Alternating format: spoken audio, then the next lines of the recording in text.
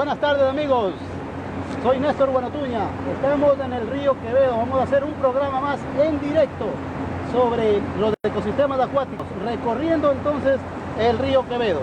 Bueno, hoy hemos invitado al biólogo Diego Rosado, un quevedeño. Hoy 7 de octubre, recuerdo, Diego, alguna vez estuvimos dando nuestros servicios profesionales en el Ministerio del Ambiente, y un 7 de octubre nos tocó recorrer desde San Pablo en canoa hasta por allá por Mocache, más abajo. Bueno, hoy vamos a festejar a Quevedo otra vez un 7 de octubre 2020, 10 años después, en una entrevista a nuestro amigo Diego. Él es biólogo de profesión y vamos a conversar con él sobre los ecosistemas en el río Quevedo. Biólogo, ¿cómo ve usted la situación o qué opinión le merece usted sobre el estado de los ecosistemas acuáticos en el río Quevedo? Hola Néstor, cuánto gusto saludarte. Gracias. Un gusto colaborarte en este espacio. Bueno, el ecosistema de aquí del río es un ecosistema muy diverso porque abarca diferentes especies ícticas, dulceacuícolas, también una gran diversidad de, en este caso, especies planctónicas, sean huevo de larvas o zooplancton o incluso macroinvertebrados, que son indicadores de buena calidad de agua. Entonces, los ríos, en este caso, los ríos de nuestra provincia, valga la redundancia, porque somos la provincia de los ríos, tienen una gran diversidad íctica, biológica, y detrás de eso una diversidad cultural muy grande. Recordemos por qué se asentaron los primeros asentamientos aquí a las orillas de los ríos, porque tenían movilidad, tenían recurso hídrico, tenían un recurso biológico que hacían uso de él. Entonces, esa diversidad poco a poco se ha ido perdiendo por diversas actividades. Acerquémonos un poco al río, vamos caminando, vemos que hay algas verdes. Bueno, esos blooms se forman por algas, precisamente son algas que se forman por procesos fotosintéticos. Entonces, vemos aquí las algas. Allá. Entonces, Diego, mira, otro tema importante en el río es la fauna asociada, la avifauna. ¿Cómo ves este asunto, la evolución? Mira, ahorita mismo vemos aquí al pato, si no me equivoco, del cormorán, también unas garzas, y ves, y el impacto de estas actividades. ¿Cómo crees tú que afectan al ecosistema acuático el impacto de estas actividades antrópicas? Bueno, la avifauna es característica de los ríos donde hay bastante abundancia de peces. ¿Ya? Entonces, por ejemplo, tú mencionabas hace poco al cormorán, que está allá, ¿se lo ves? Es migratorio, ¿no? El cormorán es un ave 100% acuática. Al hablar acuática y por ser volador, me refiero a que desarrolla su gran actividad en el ecosistema acuático y depende directamente y exclusivamente de la diversidad íctica de este río. Por solamente ponerte un ejemplo, este cormorán vuela, el de Galápagos no. Entonces, el cormorán que tenemos aquí en los ríos o en esta zona es un cormorán volador. Pero bueno, además del cormorán existen otras especies que dependen de la fauna íctica directamente, ¿no? Y esa fauna íctica día a día se va perdiendo por los impactos que genera la actividad antrópica. Por ejemplo, los peces de agua dulce son bioindicadores, gran mayoría de ellos son bioindicadores e indicadores de buena calidad de agua.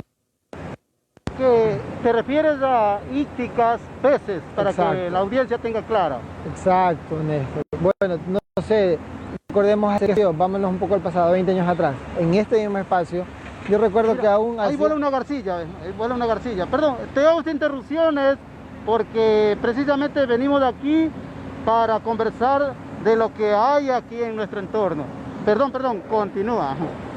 Sí, y te mencionaba eso, no 20 años atrás. En esta zona, yo recuerdo que aún se hacía actividades de pesca de subsistencia para las familias, y en otros sitios de los ríos hacían un poco de pesca un poco más enfocada a mantener la economía familiar. En la actualidad sigue pasando eso, pero esa diversidad íctica que poco a poco se va perdiendo ha hecho de que se vayan reduciendo esos hábitats en buenas condiciones para encontrar esa diversidad íctica y con ello la fauna asociada. La fauna asociada que depende de un ecosistema dulceacuícola, un ecosistema de río, básicamente, ¿no? ¿Qué tanto el lecho de un río resultaría afectado con este tipo de extracciones y modificaciones de la profundidad, como vemos con estas maquinarias? Bueno, la alteración del cauce, Caminemos por acá hasta eso. la alteración del cauce o la remoción de sedimento, que es básicamente lo que se está haciendo aquí, genera impacto aguas abajo, ya que estos sedimentos son arrastrados río abajo y por ende va modificando el suelo o el sustrato del río.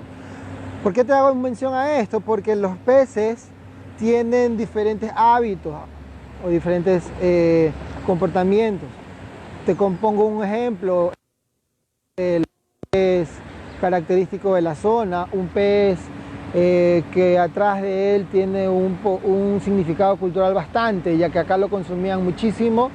Los pescadores locales hacían uso o hacen uso de este recurso para la venta o para hacer pesca artesanal. Y te pongo en ejemplo un guanchiche, no sé.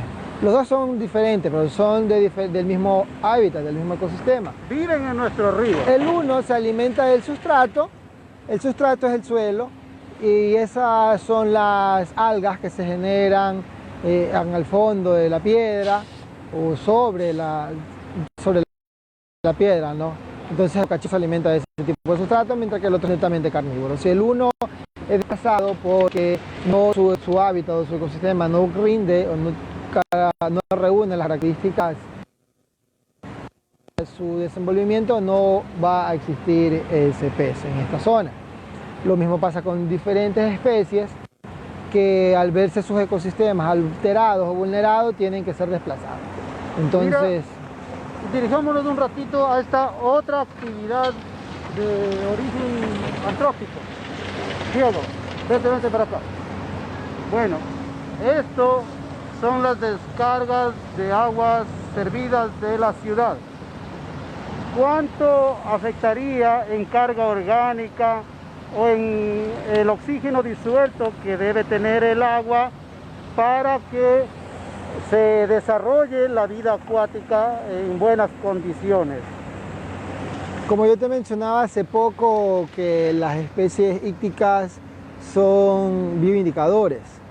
Las especies ícticas no soportan alteraciones a las condiciones físicas y biológicas del agua. Entonces, esto alteraría directamente a la diversidad de la cual estamos haciendo mención. Estas son aguas totalmente contaminadas, con bastante carga orgánica, que para que sean vertidas al río tienen que necesariamente tener un tratamiento que le baje la carga orgánica, que le devuelva las condiciones tipificadas por lo mínimo en la norma ambiental, para que pueda ser descargada a un cuerpo de agua. Pero acá se ve totalmente lo contrario, se ven que son aguas que carecen totalmente de tratamientos y están descargados directamente al río. Entonces todo eso afecta directamente a la diversidad que estábamos hablando de nuestros ríos, de la calidad de agua de nuestros ríos, incluso hasta de nuestras familias. Aguas abajo vemos familias disfrutando del río y nada, lo que están haciendo es tratando de tomar alguna enfermedad por este tipo de contaminación al río. Se exponen entonces a un riesgo de contaminación, incluso entendemos por residuos del virus COVID, por la presencia de este virus en las aguas residuales que vienen de las viviendas, pues. Bueno, puedo mencionar que sin necesidad de un análisis biológico o químico, estas aguas tienen una alta cantidad de bacterias aerobias o anaerobias o coliformes, etc. Entonces, son focos infecciosos. Recordamos que estos son aguas vertidas de actividades humanas, entre ellas todas las que se desenvuelven en el día a día. En el olor mismo se percibe que es fuerte, ¿no? Sí, tiene un olor bien fuerte, característico de aguas residuales. Entonces, todos estos son agentes externos que atentan directamente con la diversidad faunística del río. Bien. Y por sobre todo de la calidad del agua. Así es. Entonces, Diego, nosotros hemos hecho este contenido para que la comunidad tenga un poquito de información, no solo debido a que estamos del 7 de octubre, sino que como moradores, como ciudadanos, incluso hasta como actores sociales, que el río es un recurso natural relevante. Tú mismo lo dijiste, Diego, somos la provincia de los ríos y si compartes conmigo, pienso que deberíamos darle mayor interés en preservar estos recursos correctamente, extraer los materiales, sí, pero con las debidas cuestiones técnicas, para que este recurso de verdad sea incorporado a las actividades turísticas, a las actividades de la ciudad, como por ejemplo extraer el agua potable o el agua para potabilizar la ciudad. Sin embargo, no podemos extraer el agua de aquí mismo, teniendo tanta cantidad de agua, Diego. Entonces, por eso te hemos invitado aquí, que nos hables de cómo es que un ecosistema tan diverso como un río, debido a que estamos en las ciudades, voy a quitarme esto un ratito, debido a que estamos en las ciudades, se vuelva víctima de tantos impactos. Yo considero que como ciudadanos tenemos la maratónica labor de preservar por nuestros recursos. Entonces, educar a la ciudadanía, haciéndolos partícipes directamente de este tipo de actividades, de compartirles un mensaje más allá de lo técnico, sino de conciencia, porque va más allá de lo que haga o no las actividades humanas en el lecho del río o al filo del río. Porque mira eso. Eso te iba a mencionar, hay muchas actividades que generan impacto. Nuestra provincia de Los Ríos es una provincia netamente agrícola, por citarte un ejemplo adicional que es uno de los más fuertes. La descarga de vertientes, la descarga de descargas de agua servida, de mal tratamiento de aguas con productos agroquímicos, o el mismo producto de las aguas residuales, producto de las agroindustrias. Caminamos un poco. Hace poco, al inicio de la entrevista, se me vinieron a la mente algunas actividades que realizamos en lo profesional cuando éramos compañeros. Y visitábamos, qué sé yo, a una empresa que no vale mencionar el nombre, pero es una de las empresas más grandes aquí en el país que generan jugos o derivados de frutas. Entonces genera un gran impacto a los pescadores, por ejemplo, artesanales que hay en Vinces, o a los pescadores artesanales que hay desde Quevedo hasta el propio Vinces, porque este río termina básicamente en el río Guayas, pero atraviesa diferentes cantones como Mocache, Palenque, Vinces, y sigue su cauce hasta el propio Babahoyo. Y de pronto por eso hacemos este tipo de contenido, Diego, porque cada pueblo por el que atraviesa este río es una carga más. Ingratamente descargamos agua. Es una carga más. Entonces el trabajo es de todos. El trabajo es de todos. Como ciudadanos, Diego, y por eso hacemos estos videos, estos contenidos, porque no es solo la autoridad la encargada o la responsable de esto. Es cierto que al atravesar este río que toma el nombre de Quevedo aquí en Quevedo, los gobernantes y los ciudadanos debemos presionar para que como sociedad funcionemos de tal manera que protejamos de este recurso. Cuando atraviesa otra ciudad, digamos Vinces, digamos Mocache, Palenque, agua de arriba de aquí de Quevedo, La Cadena, el Recinto, Valencia, que está un poco cercano del San Pablo, el mismo La Maná, tengamos un poco más de sensibilidad en pensar que estos recursos se protegen. Bueno, me adelanto un poco, ¿no? 3 aspectos: no tirar basura, no descargar las aguas servidas y respetar los retiros. Ahorita estamos viendo cómo se está conformando las orillas Una actividad que entiendo debe haber sometido a un proceso de estudios geológicos, de estudios biológicos y cumplimiento de normativa, todo con el afán, Diego, de que protejamos de esas especies. Mira, aquí vemos cada vez más especies del pato cormorán o pato puerco. Y para despedirnos, Diego, tus comentarios, ¿qué crees que podamos hacer para preservar esos ecosistemas de los que tú nos has hablado?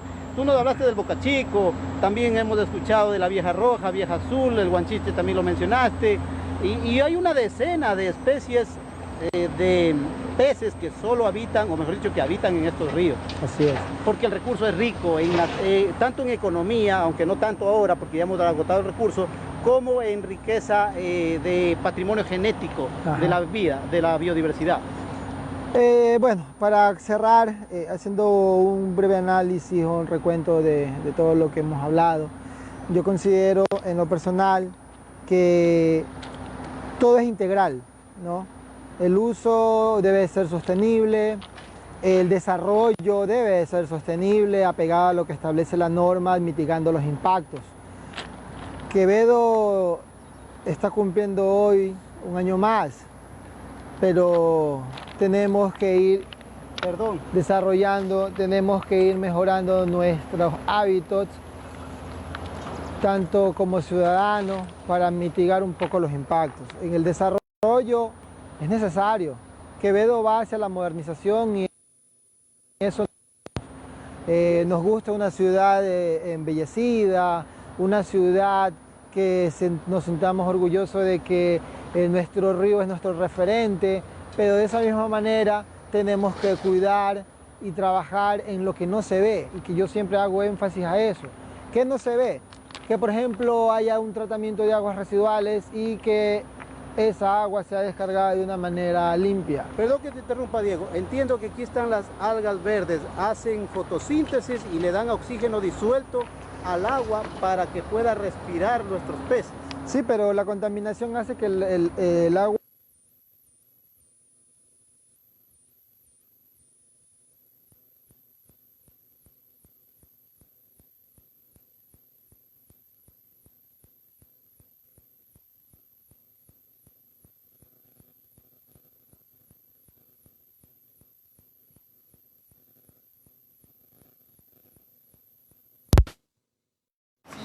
de nutrientes a través de algas y de fotosíntesis y detrás toda la cadena trófica que sigue de ahí y se vaya perdiendo, y con ello se rompe el equilibrio de un ecosistema.